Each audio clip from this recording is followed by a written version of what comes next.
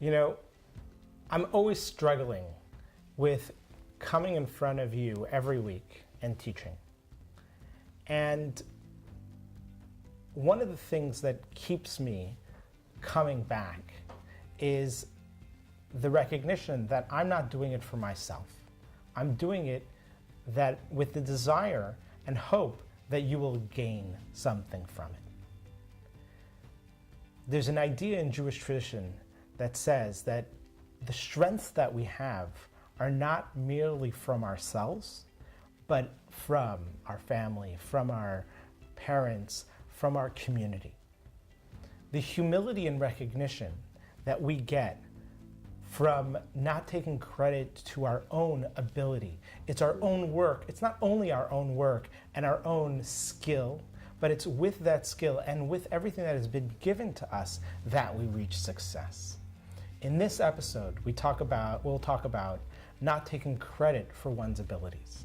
And I think that it's a powerful lesson in humility. So let's discuss it. Becky, what do you think? Well, it makes me think about my documentary. I feel like this is just one big plug for my documentary, the last couple of episodes. But I had this question, I had this desire, and I knocked on the doors of this wonderful community/family we have, and they flew wide open. And the success that I feel I'm experiencing and having a taste of now is not mine.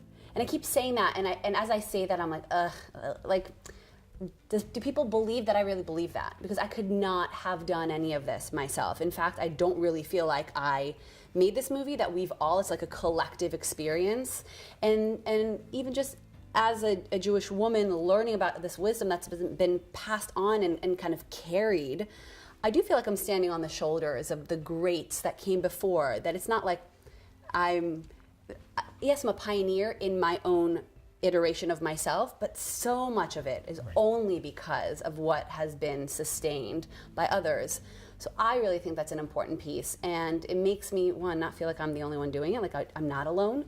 Like, goes back to Moses with Aaron and the people. It's okay. It gives me, I borrow a lot of confidence knowing that we have an audience that's with us, that we have each other, that we have our families, that we have the human family that we're all a part of, and even our struggles, while they can be big, are given a lot of context when we know that we're not doing it alone. Right.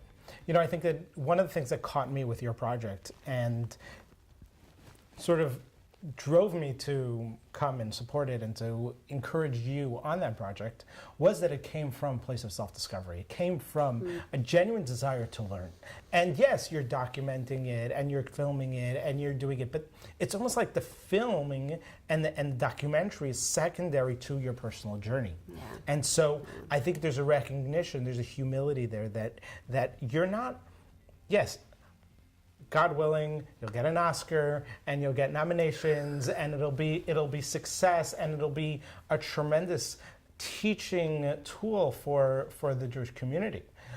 But right now, you focus on that journey is beautiful, and I think that's really that humility that you have in your project. And it's not only the credit that you should, it's not about not taking credit in the sense that where credit is due, but it's being realistic with all the different teams. What's the saying? There's no I in team, in a sense that there are all these different pieces to the puzzle, and we're just playing our part.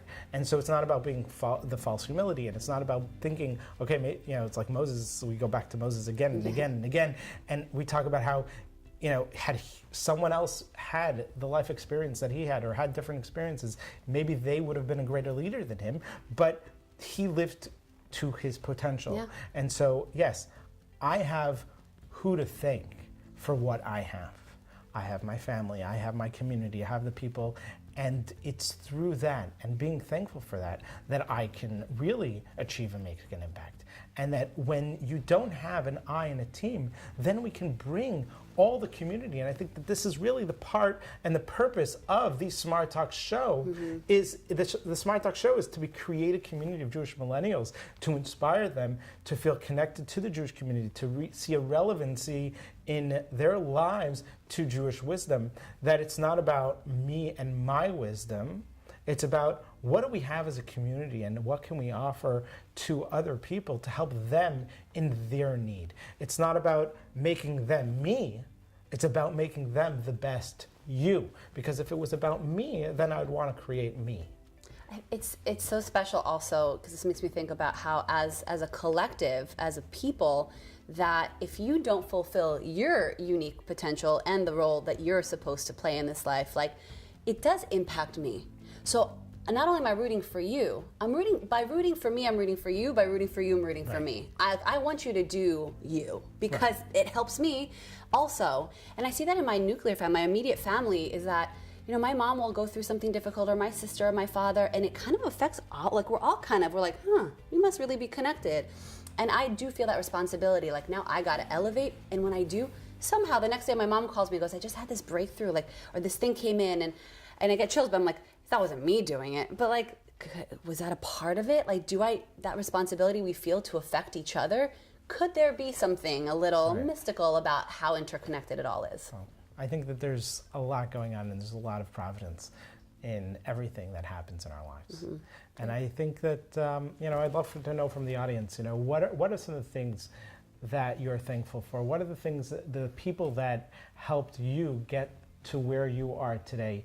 How did you achieve your success, and who is the team that made it happen?